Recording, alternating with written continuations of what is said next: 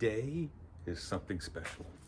We are going to be doing a turkey on a rotisserie on the Weber Kettle. So I'm going to show you from beginning to end on how I do my turkeys, and just stick with me. It might be a fairly long video, but I'm going to kind of cut it down so you can jump to whatever it is you want to jump to.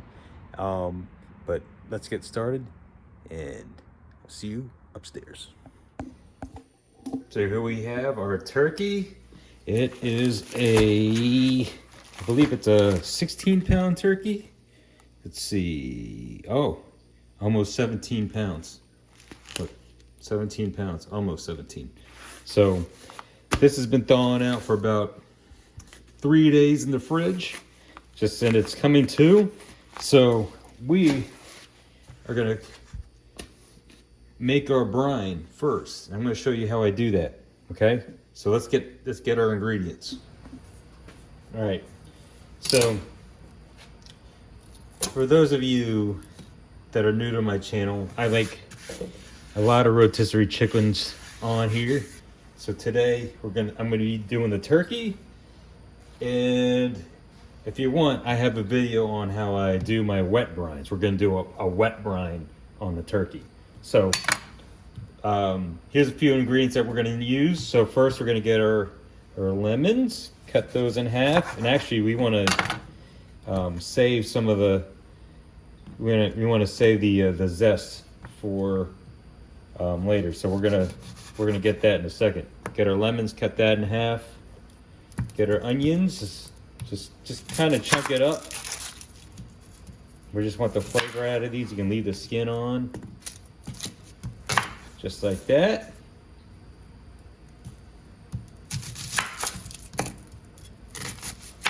Just like that.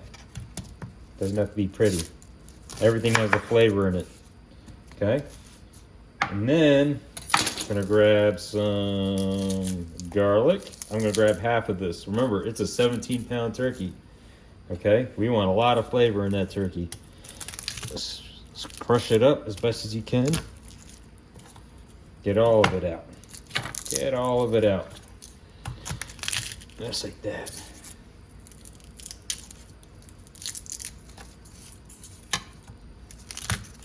Yeah, perfect. Perfect. Perfect. Okay. Okay, we got that. Look at that. That's basically all we need. Oh, and we have our herbs. We got a lot of, I like to get this triple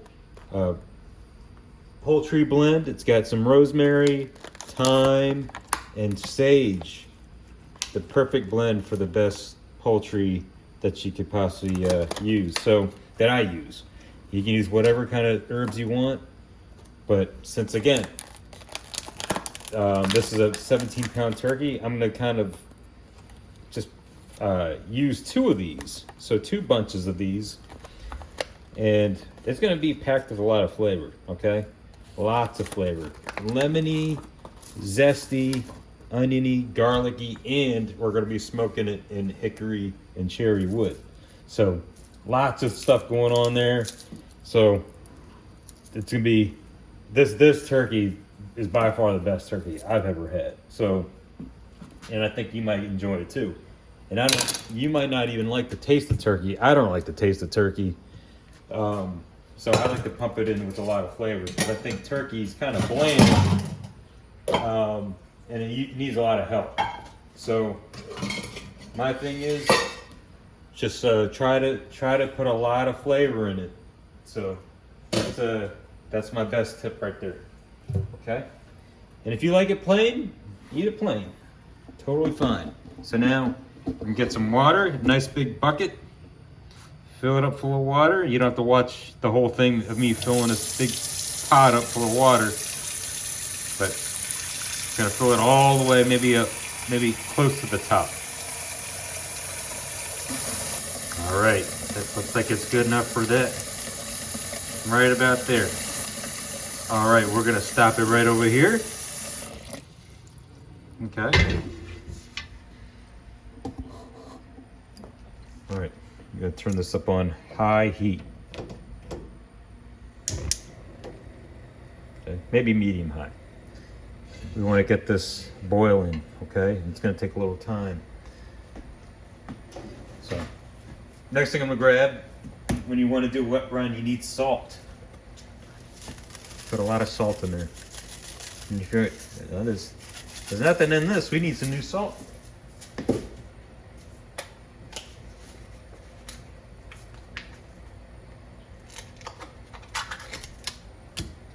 We want all this salt to dissolve in the water. Yeah, I know it's a lot. We got a big turkey. Okay, there we go. And we're gonna add some. Let's put you guys a little closer. I'm gonna put some of this lemon pepper seasoning on it. I'm not trying to sponsor this brand, but use whatever kind you like. You can make your own. Dump it in there. Be generous with how much you want to put in there. Remember, it's a big turkey. Okay, a lot of flavoring. And we're going to use some of this stuff on the turkey itself. Then we're going to grab our herbs. Just chuck it in there. Just like that. Garlic inside. Onions inside.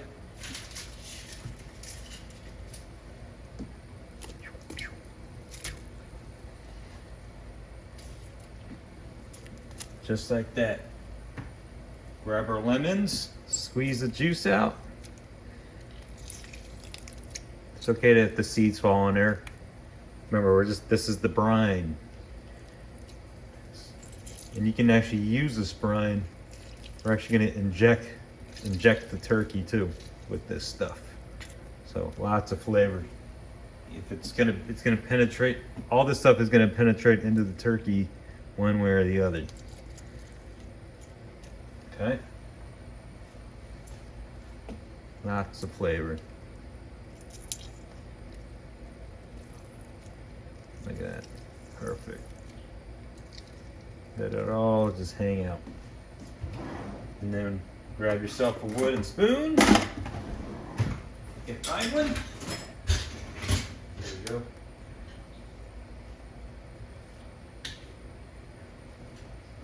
And just stir it in there. Just like that. Alright, just like that. We want this on high heat. Okay? Just to let it boil and give the salt the chance to dissolve into the water. And then when it starts boiling, we're gonna put it on medium heat, okay? Maybe medium low. Let some of that water evaporate just a little bit. All right? So we're gonna come back until this thing's boiling. It's gonna take a while because there's a lot of water in this big pot. So we'll come back when it starts boiling. All right, so you see our brine is coming to a boil. Been stirring it just occasionally. So now we're gonna lower the temperature to about medium low. And just let this simmer. Let all those flavors just come together. Let the salt continue to dissolve into the water. And we'll be back in about an hour. I would say let this simmer for about an hour. Okay? It's gonna make your house smell really good. And you're gonna wanna eat that turkey right away, even with just the broth alone. Guarantee it. All right, so I'm gonna do some narration here. I had some noise in the background from my kids just playing, but I'm not gonna stop them from playing. So anyway, here's the turkey. I'm gonna unwrap it, and it's gonna have a lot of juices when you pull this thing out. So I have a wire rack to catch all the water that's just trapped in that bag. So in this butterball turkey, it's very easy to just see. They got like almost like a pull tab right on the back here, and you can just split the bag wide open, and all that water is going to start gushing out of that turkey. And you definitely need something to catch it, because you don't want turkey blood all over your counters, just like I had right there. But try to keep it as clean as you possibly can. There's going to be a lot of water, so be mindful of the things that are around you. Make sure you are keeping your work area as clean as you possibly can, because you don't want any of that bacteria getting anybody sick or you sick. So just make sure you keep your area clean. So you're going to have your turkey all out of its bag, and make sure you take the contents out. I'm going to take the neck out.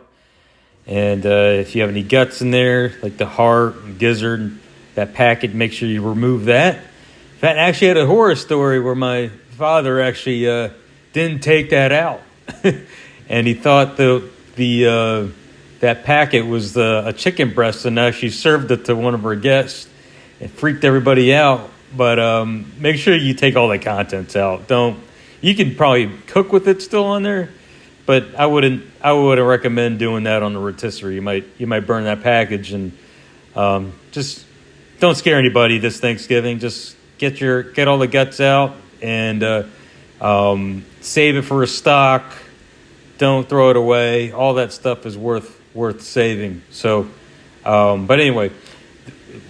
So here I got some turkey lining bags, and that's going to be a key thing to use. And we have a bucket. I'm using a Lowe's bucket. You can use whatever kind of bucket you have that can fit a 16-pound turkey or whatever size turkey you have. And I'm going to line this up kind of like a trash can, and I'm going to have my brine in there. So definitely pat your turkey down. Almost called it chicken. It's not a chicken.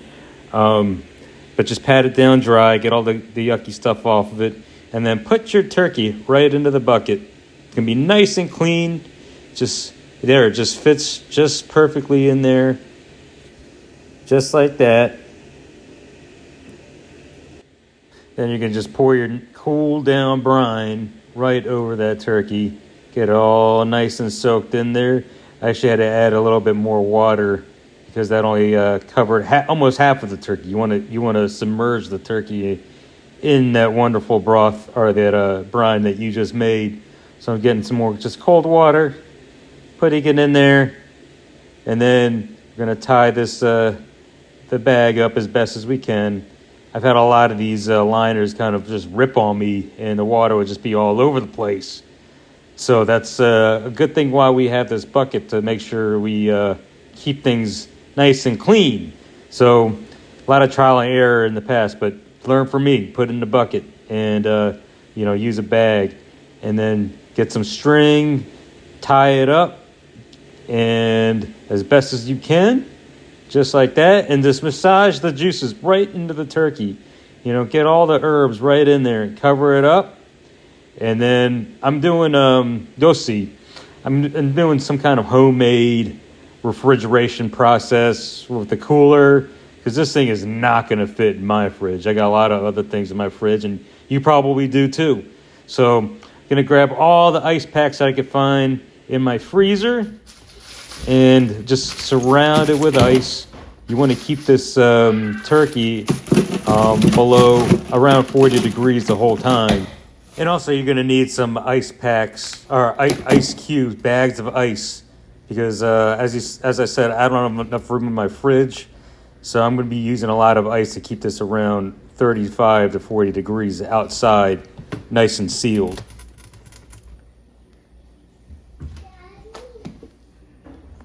All right, guys, it is Sunday morning, not quite Thanksgiving, but over here I have had my turkey brining here. That's the temperature inside. That's been my outdoor refrigerator for the last couple of days, as my turkey's been brining. And since it's couldn't fit in the fridge, I had to be inventive here. So I'm gonna take this out and put this in the kitchen, and we're gonna get this thing all prepped up for. So while our turkey's just chilling out, we're gonna cut some items up to stuff the actual turkey in cavity area. So I've got some onions. I'm going to chop that up. Nice, I guess you don't need to worry about the skin. You can leave the skin on if you want. And just chop those onions nice and chunky. They don't have to be perfectly cut or anything, but just small enough to fit in that cavity. Then we're going to definitely use some garlic. And this is a lot of the same stuff we use for our brine. Get some more garlic, smash it up. Get some the same herbs, the sage, the thyme, and the rosemary, all put together. We're going to just use a little bit of that. Doesn't have to be a lot this time because we use a lot in our brine, but just a small bunch of it is just fine. Then grab your lemons. Let's cut those up. And definitely we're going to be using the zest out of those lemons to add to our rub. Just like that, get a small grater, just get whatever you can out of the lemon, pile it up, and now you got everything that you're going to put inside the turkey. Just set it to the side.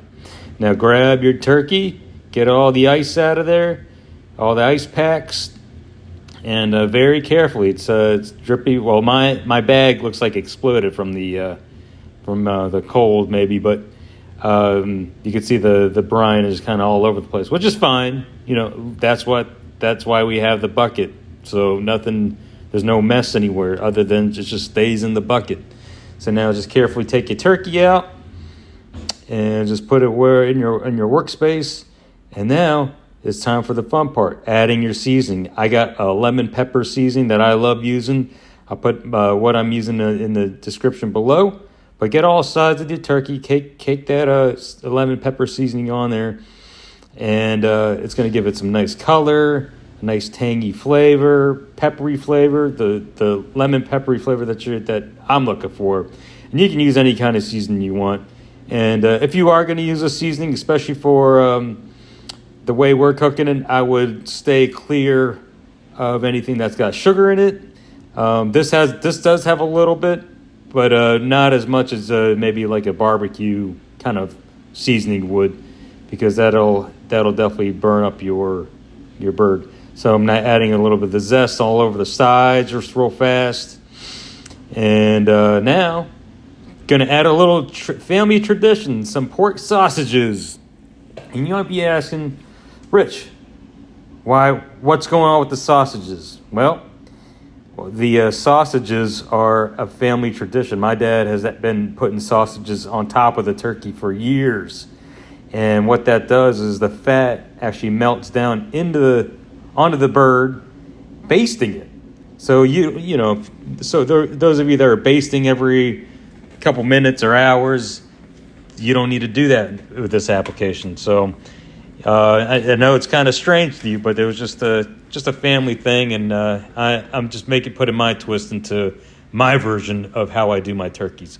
So I'm just all that stuff that we cut up, just add it to the cavity, and then we're gonna get some twine and just tie up the wings as best as we can.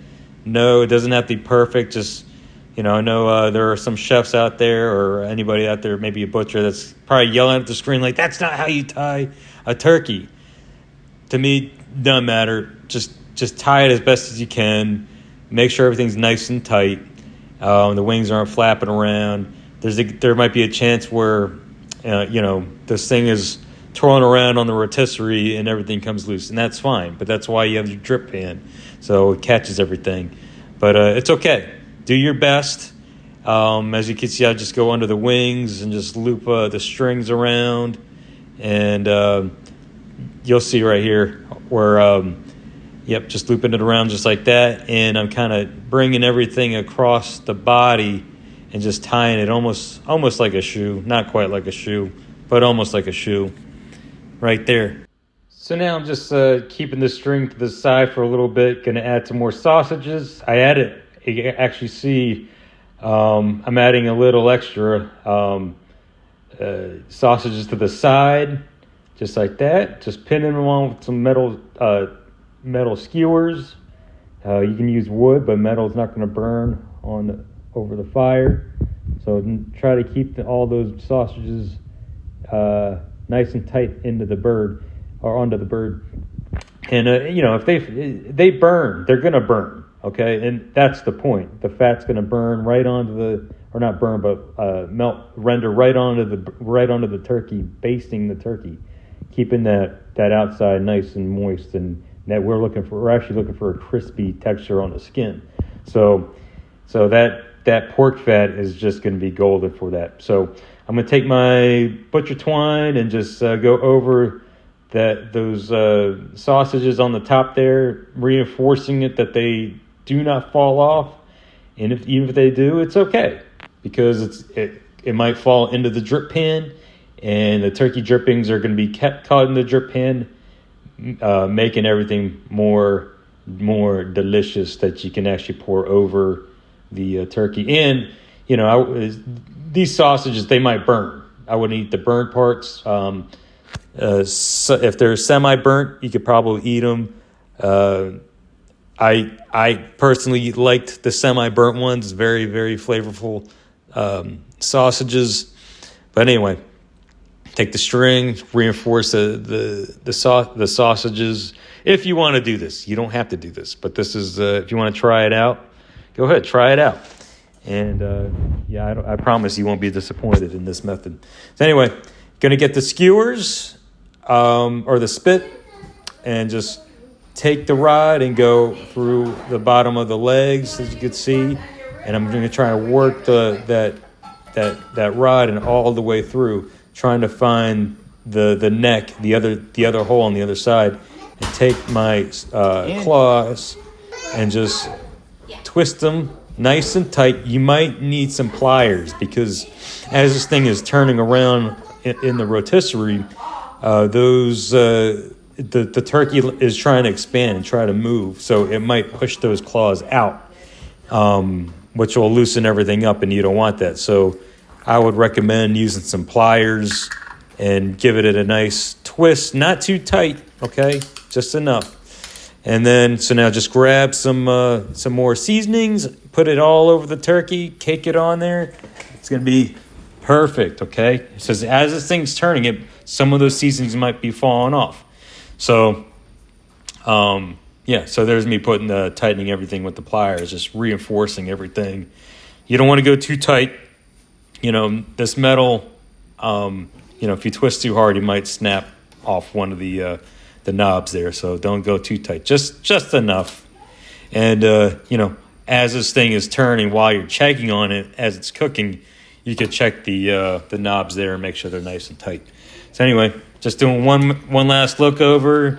You could twirl this thing around just to make sure everything's going to be nice and tight. I'm also injecting this turkey with the same brine that we had before, and just injecting the breast all everywhere that I can. That I think is gonna add a lot of flavor. So just injecting the breast, the legs, the wings, almost every area. But not too much, but just enough. I promise you, this is gonna be nice and moist inside. Because again, we're trying to hit a nice crispy outside with a nice moist inside as best as we can, okay? So now, this is what it's going to look like right before it goes on the fire, just like that. So now this is just going to just chill out, let the flavors kind of mend together. I've seen people, they recommend maybe putting that back in the fridge and letting those flavors kind of just chill out together. But this is just my way. All right, guys, we're outside, and here is the rotisserie, a Weber Kettle setup that I have. Yep, I gotta clean that stuff out. Just the stuff I prepped last night. I'll just remove that in a second. But you can see, if you haven't seen this before, the Weber rotisserie for the Weber Kettles is about just this, just a few parts. This ring, the motor handle, the motor right over there, and the spit that you saw me put into the turkey. That's it. So I'm going to take all this stuff out. I'm going to show you how to put everything together, and we're going to get the fire started and put our turkey on. And just so you know what kind of equipment we're using today, this is all the equipment I'm using. Paper towels, got the fire starters, got the motor right here, got my temperature gauge, got multiple safety gloves and gloves for being clean. And then I have I'm gonna use charcoal briquettes because we want a long, slow, steady fire. And then of course, my chimney down there and various types of tongs. So, oh, and I got some charcoal baskets down here. Hold on, I'll show you. See, and down there I got my charcoal basket and a drip pan because we're gonna need that. So, let's get this fire going.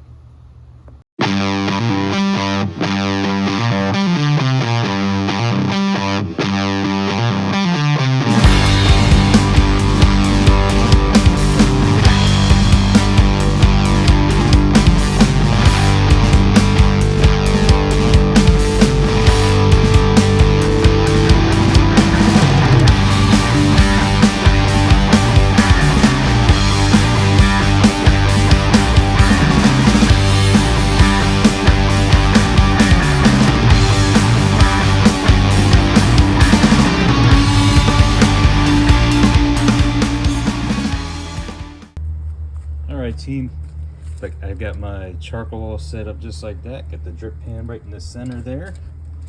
We got attached our motor right here, just attaches it, just like a couple grooves right here. You just kind of slide it on in just like that.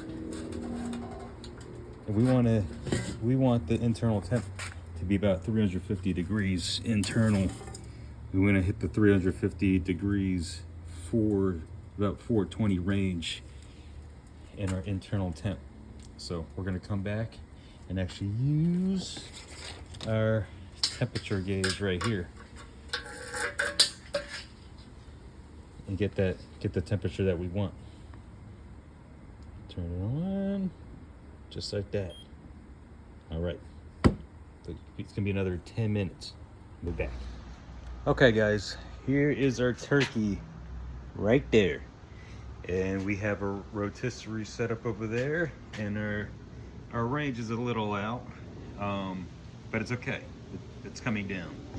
So we're gonna open this thing up and quickly put our turkey right into there. Okay, and this is again, it's almost a 17-pound turkey. This thing will probably hold around 20 pounds, so we're almost hitting the limit of what it could turn. So we're gonna be very fast, and also we're gonna use some cherry wood and hickory wood chips right there for smoke flavoring. So it's gonna be very fast, and you can sit back and watch me do this. Hold on.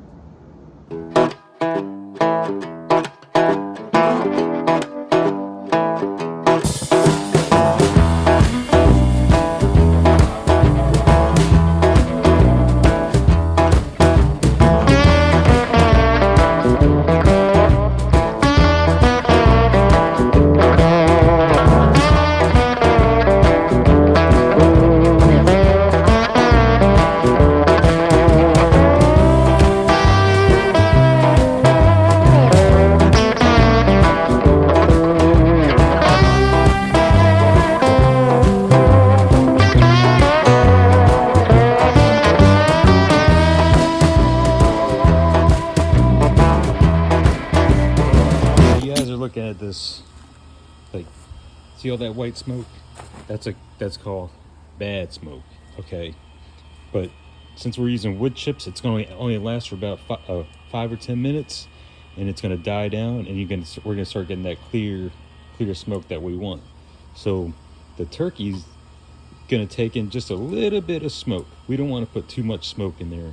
We just wanted to have a little bit of splash of that flavor. If it gets too much smoke, then that's what you're going to taste. Too much, maybe burnt smoke, and you don't want that. So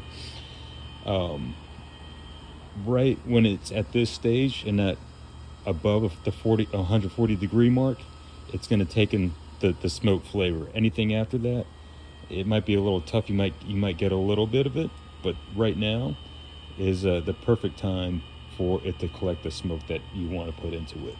Okay, so again, this is going to die down in a little bit. The temp is going to spike up just a hair because of the chips, and then it's going to die down and go back down to the range that we want. So, and it looks like we're all good. So we're going to come back in about an hour and check on this thing. We'll also check the temp every maybe 20 minutes, 30 minutes, just to keep it steady. Okay, so we'll be back. And also, if you're new to the Weber Kettle, there's two ways of controlling your temperature. There's the top vent, and then there's the bottom vent. The bottom vent is for making any drastic changes. You know, if you're about maybe 20 degrees above or under your mark, you would either, if it's under, you would move this a little bit to the right. Okay, if it's over, you would move it a little bit to the left.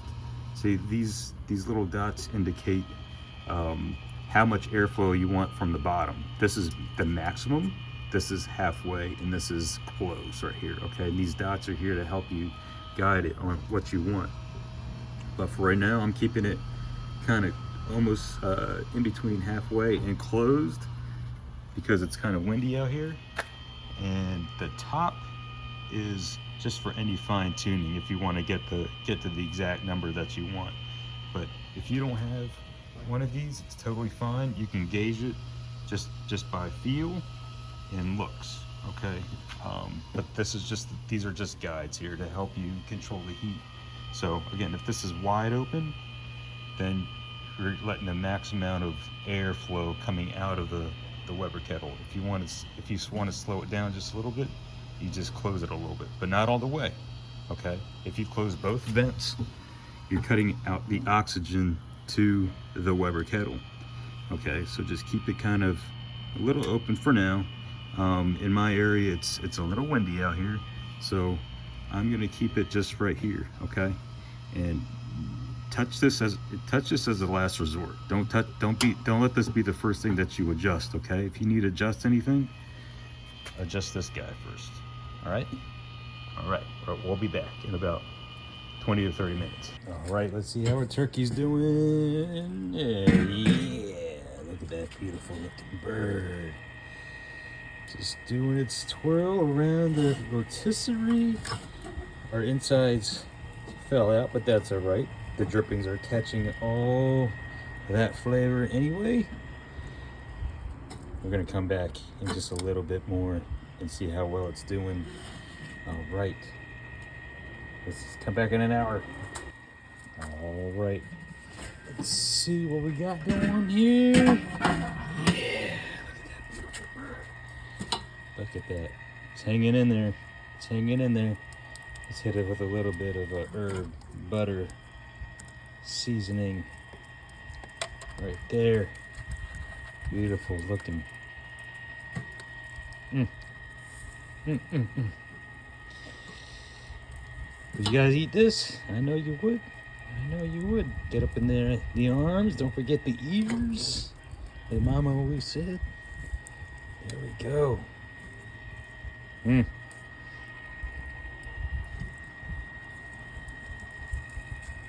Let's throw a little onion in there for good measure. And when our charcoal comes back to life, let's put a little lemon seasoning in there too. But look at all those drippings down there. Ooh, yeah. All right, we'll see you in a little bit. All right, let's see what the turkey's looking like. Ooh, yeah, I think it's time to get that thing out of there. Look at that. Look at that. Just sausages are intact. Don't worry, they look burnt, but they're still full of flavor. Look at that. Oh my goodness. All right, I'm gonna take this off and let's let it rest. Look at that. Just rest it right there.